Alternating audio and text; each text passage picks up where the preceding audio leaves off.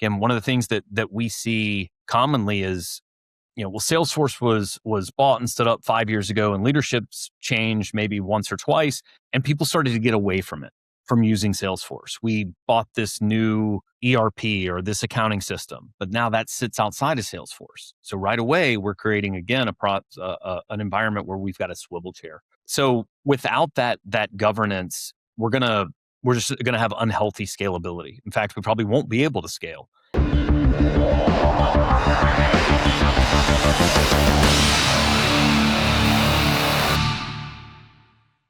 This podcast is brought to you by Fast Slow Motion, a team of expert consultants that have helped thousands of growing businesses build scalable systems on the HubSpot and Salesforce platforms.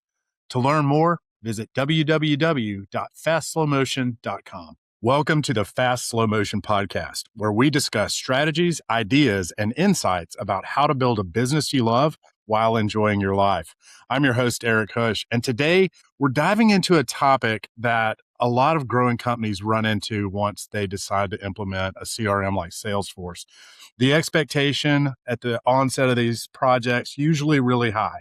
Leaders hope the platforms will bring visibility, alignment, and structure to the business, but a lot of implementations just don't quite deliver the results that leaders expect. Projects stall, teams struggle with adoption, and leaders start wondering why the system didn't fix the problems like they thought it would.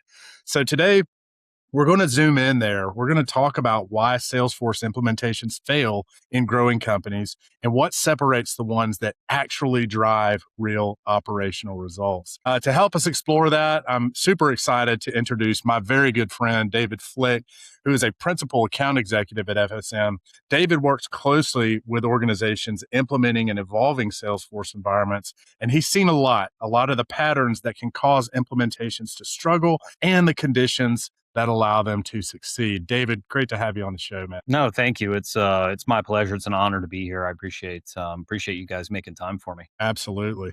Well, let's talk about when companies decide to implement Salesforce, right? They're usually hoping that decision, that the platform will bring clarity and structure to the business, but reality doesn't always match that expectation. Let's talk about that expectation. When they decide to implement something like Salesforce, what are they hoping the platform will do to them? What expectations are leaders usually bringing into that decision? That's a great question. Generally speaking, most companies that we work with are hoping that Salesforce will kind of act as this growth engine, right? Rather than an administrative tool. They want to consolidate data, consolidate process, really move away from, these MacGyvered spreadsheets, if you will. That siloed data, gain some visibility, right? You can't manage what you can't measure. We hear this all the time. Create that single source of truth, and then automate efficiency. We want to automate parts of our process. So that's generally what most of our clients want. Now, getting to the end of that, actually reaching that outcome, of course, is a journey. It's not a flip of the switch, as you know. So I think there's the expectation gap really lies around this preconceived notion that hey, I bought Salesforce, so everything's fixed, right? It's silver bullet. It's this magic fix. Yeah. Like, that's not the end. That is just the beginning of the journey. That's really the beginning of the journey. So we kind of have this gap between, hey, I bought it, I joined the gym, I bought Salesforce, I bought this piece of technology. So didn't that just fix everything? No, it's definitely a journey. So I would say that's probably the biggest expectation gap that we run into, is the sort of the lack of understanding that there is a process to this. And if I could take it one step further, I'd say that's probably one of the biggest expectation gaps is I can get the technology first and then I can build my process. It's got to be process first. We've got to have the process down so that we can map that into a system like Salesforce. Yes, they bring that lack of understanding around the problems with their deeper operational issues, and that can cause problems before the implementation even kicks off. Very much. There's already problems. That's why they're evaluating technology. But again, that expectation gap of, well, I bought Salesforce or I bought this technology, so didn't that solve the problem? It doesn't. The process first, define your process, then we'll help you build that out in Salesforce. Help you define it. But without that process first mentality, if it's a technology first mentality, it's likely gonna fail. And that's, I think, a lot of the value that companies like ours bring into software implementations is we force them to kind of back up, to not think the software is going to be a silver bullet until we've had the opportunity to really dissect the process and not talk about how it currently works, but really how it should be operating. David, you've seen a lot. You used to work at Salesforce. You've been with us several years now. You've seen a lot of different types of Salesforce implementations around a lot of different types of organizations. When implementations struggle or when they fail to deliver the results that leaders expect, what sort of patterns do you see there? We've talked a little bit about the lack of process. What else do you see there? No, I appreciate you reminding me of how old I am. Thank you. The reason, a lot of the reasons that they struggle or fail, they're numerous, but I think probably in my roughly decade of experience, outside of process first mentality, having that defined process, moving too fast. Again, it's not a magic bullet. It is a process. We get asked this question a lot. When am I done building Salesforce? My answer is usually, when are you done paying for your house? Even if you've paid off the mortgage, you still got a roof that needs to be replaced, an AC that maybe needs to be replaced. So it's really not a flip of the switch. There isn't this sort of overnight success. In fact, if I dropped the client into a very robust instance of Salesforce or maybe any other technology, I think they would struggle. I think they'd go right back to those spreadsheets because you didn't learn as you went.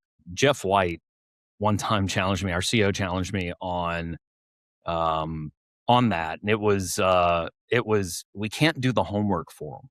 We can't do the build for them.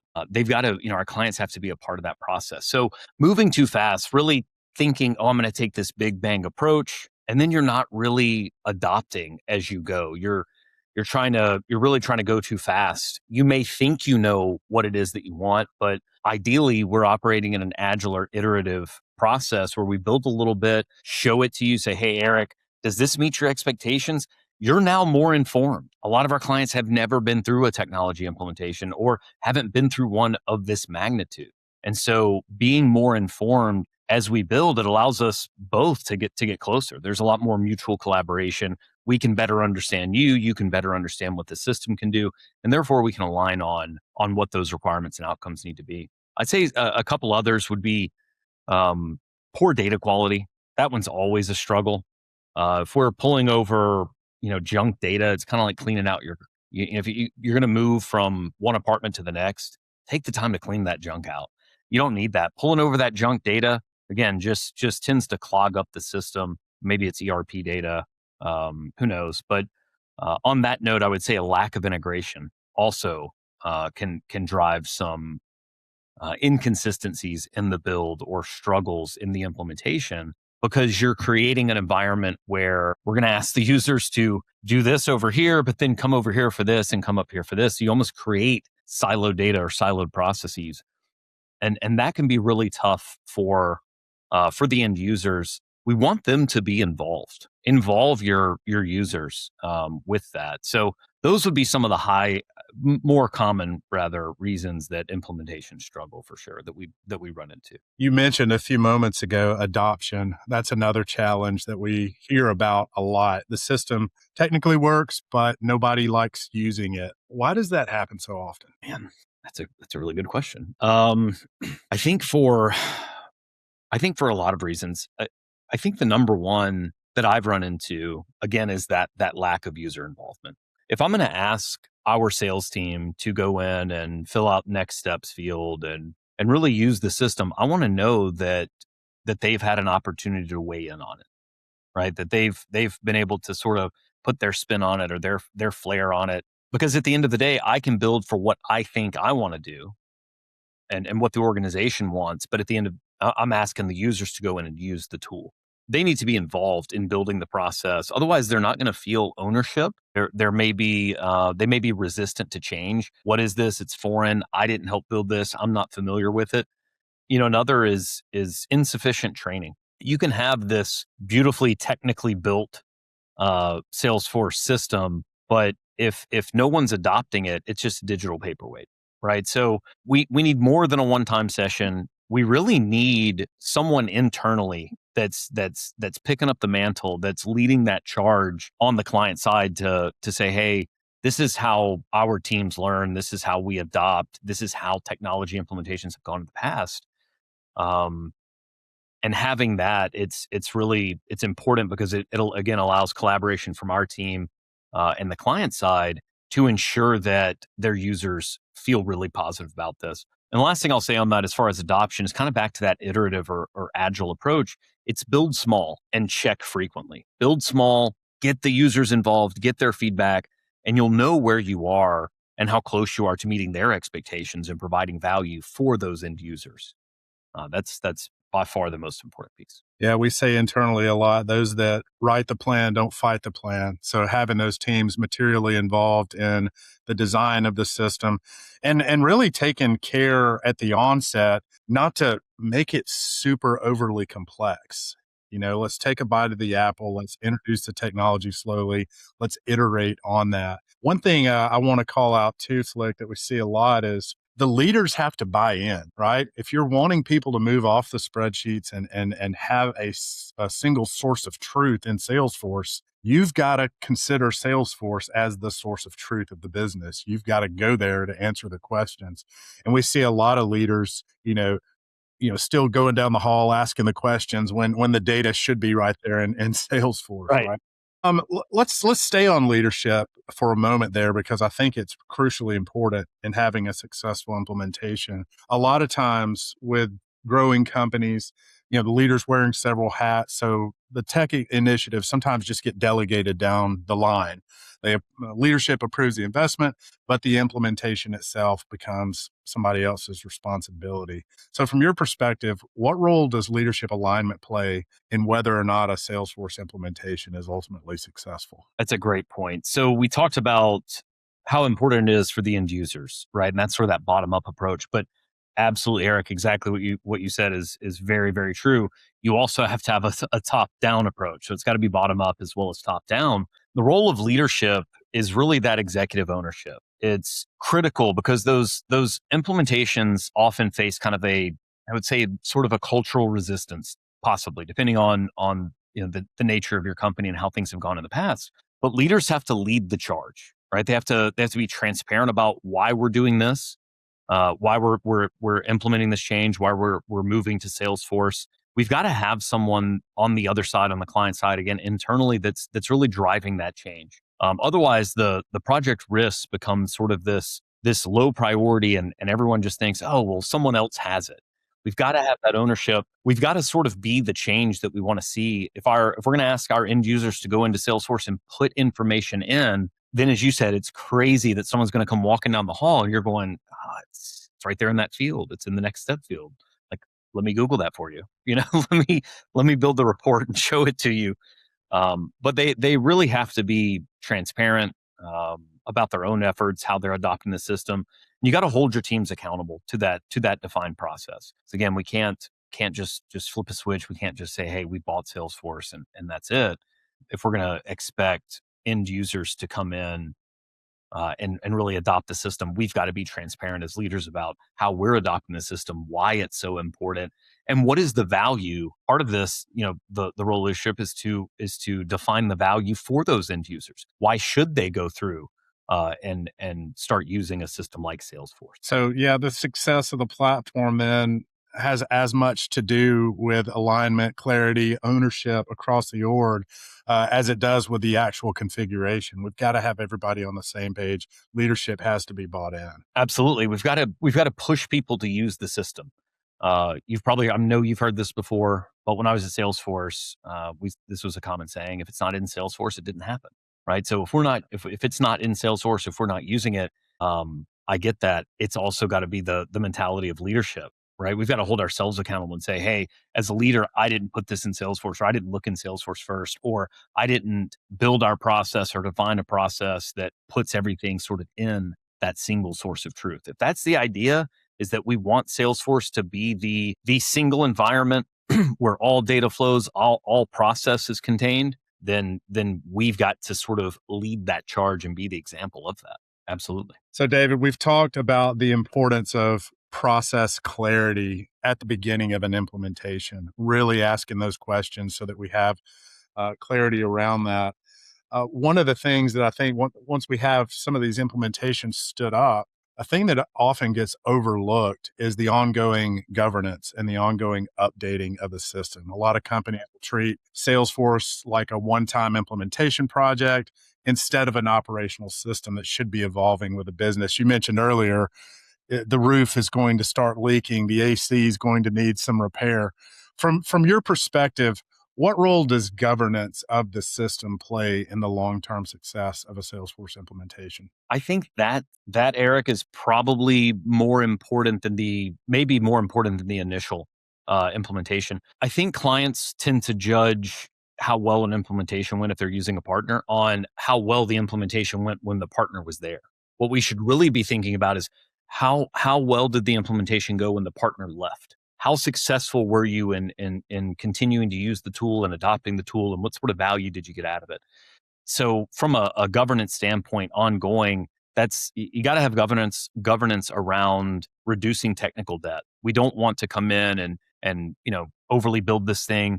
Again, one of the things that we see commonly is, well, Salesforce was bought and stood up 5 years ago, and leadership's changed maybe once or twice, and people started to get away from it, from using Salesforce. We bought this new ERP or this accounting system, but now that sits outside of Salesforce. So right away, we're creating again an environment where we've got a swivel chair. So without that governance, we're just gonna have unhealthy scalability. In fact, we probably won't be able to scale as we continue to build. We've got to have feedback loops. So we've got to know that as we build, users can submit issues or request enhancements.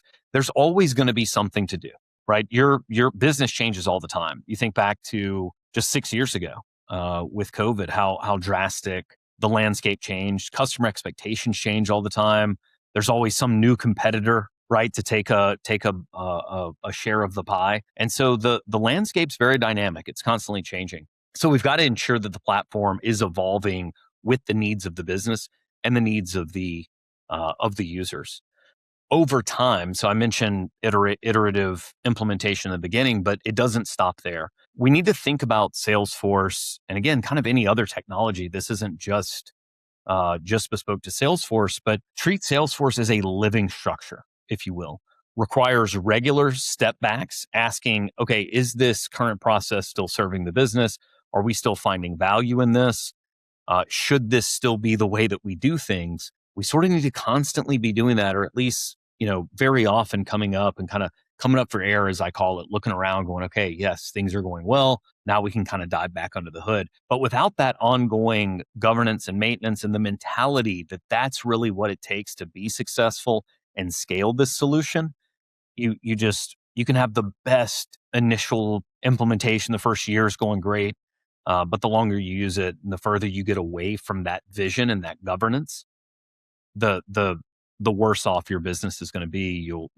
Adoption will suffer, and suddenly you're paying for a system that isn't really worth it. At that point, the ROI becomes minute. Let's talk about some things that companies do right when it comes to Salesforce implementations. You've seen a lot. Obviously, we tend to understand that we're experts at this sort of work. So we've seen a lot of really good implementations that work really well for our business clients.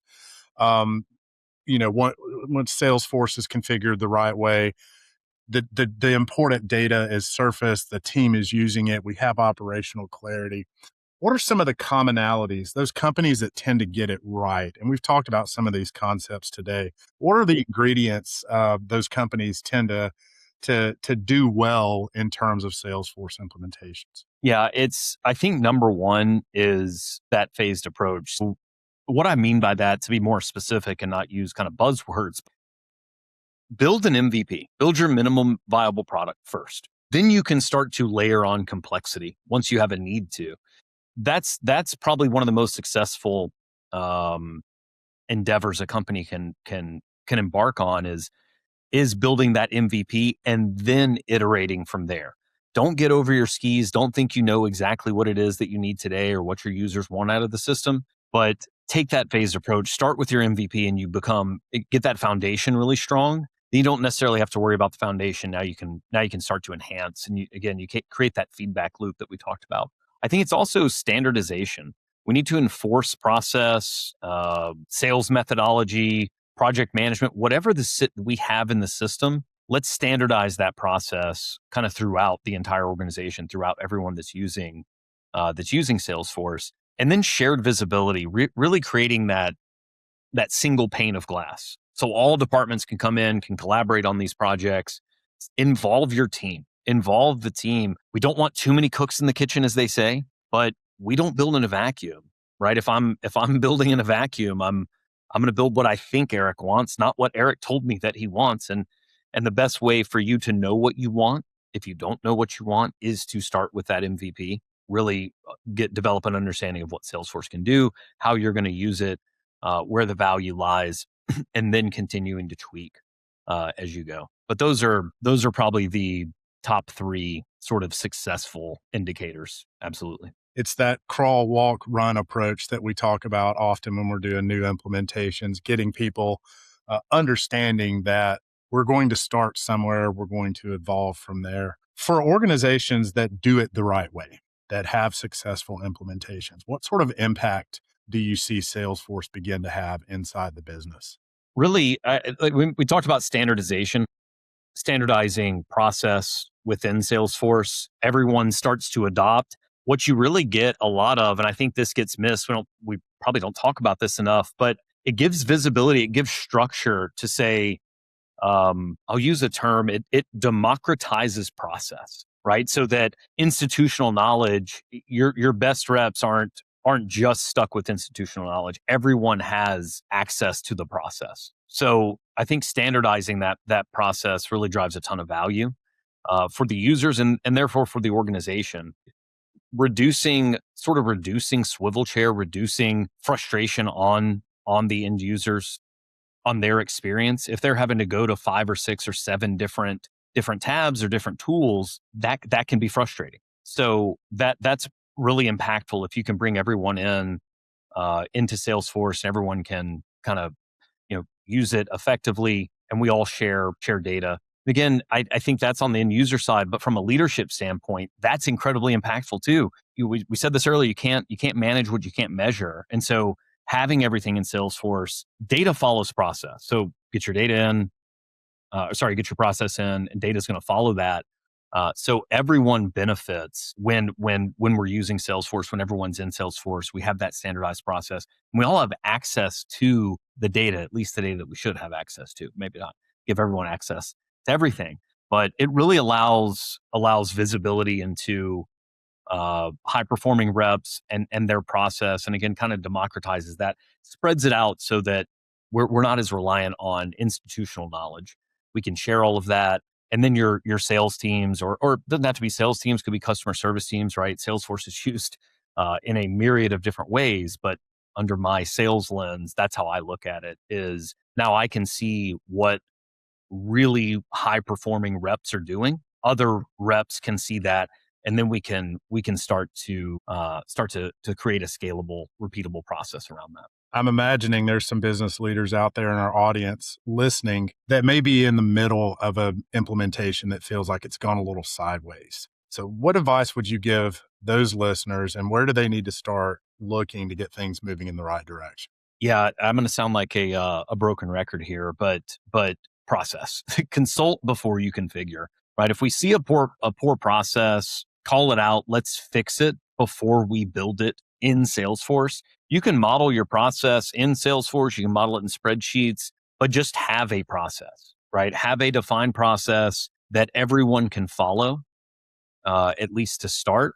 And then we can pull that in. So consultation before configuration. We're very big on that. I think, good partners measure twice, cut once. We probably measure 3 times and cut once. And that's part of the recipe for our success. That's why we're so successful. We're so good at what we do and helping our clients be successful. I would also say clean your data. start with the undertaking of data cleanup. Your data doesn't have to be pristine, but it is much easier to clean data outside of Salesforce or any other system than it is to try and do it inside the system. So start that as early as possible. It's always going to be harder than you think. And at the end of the day, we advise our clients, you guys know your data better than we do, right? So I'll save you some money here by telling you that if you clean up your data first, because you know your data better, someone else to go clean up your data, they're probably going to get it wrong, and it's probably going to be expensive. They're not going to know what you want to keep, what you don't want to keep, et cetera. So, take that effort on yourself. But again, don't think it has to be pristine. I'm not sure that any organization we work with has 100% data accuracy. The last advice I'd give, the last piece of advice would be, um, hire for belief. Hire for people that believe in your mission, that are going to align to those company initiatives. They're going to be the ones that really help drive adoption. They're going to be the ones that come to you with those enhancement requests. They're going to be the ones that stick with you through that blood, sweat, and tears of a digital transformation. So make sure that you hire for belief, but when you include those end users that are going to be a part of this project, make sure that those folks are the ones that believe in the mission, that they're the ones that are helping march towards the organization's objectives and goals. David, before we wrap up, as we kind of come to a close here, we always ask our guests one final question. What's one quote or piece of advice that's made a meaningful impact on you and your career? I think back to servant leadership. I would say to truly lead, you have to serve others and help them grow, right? You have to kind of think about that, take yourself out of the equation, focus on others. And that's a core philosophy here at FSM, is servant leadership, that principle of servant leadership. Leader success is measured by how much we empower our teams, right? To rise to the challenge, adopt the systems that we use. So to truly lead, you have to serve others and help them grow. Otherwise, you're just a dictator. Nobody wants to follow a dictator. Servant leadership, put your people first. Make sure you love them, respect them, and make sure they know that you feel that way. Let them feel that, and that'll carry you far. That's something I've learned, and I've been blessed to have the opportunity to serve in a leadership capacity here at Fast Slow Motion. And that's something that I've seen before coming into this role, and I do my very best, poorly probably, to embody that servant leadership. But put your people first, help them grow. They'll feel that, and they will grow, and the rest of it will take care of itself. Wonderful advice, David. Thanks so much for joining the show today, man. It's been a lot of fun. No, I appreciate it. Again, thank you for the opportunity. And thanks again for reminding me of how old I am. I'll try and put that with good use. Well, I'm older than you, so take solace in that. For our listeners, we appreciate you all. That's going to bring us to a close here. If you like what you're hearing on this podcast, you can see more episodes at fastslowmotion.com/podcast. And we're also on Spotify and Apple and all the major platforms. And if what we've been talking about today is sounding familiar, if you're navigating a tough or challenging Salesforce implementation, or think you can get more out of that platform than you already have, that's our wheelhouse. That's what we do. We'd love to help you talk through it and help you out. You can reach our team and David's team at the link in the description. And if you would love to get your feedback, so hit fastslowmotion.com/podcast feedback. If you want us to explore any future ideas in a future episode, we'd love to hear it. See you next time.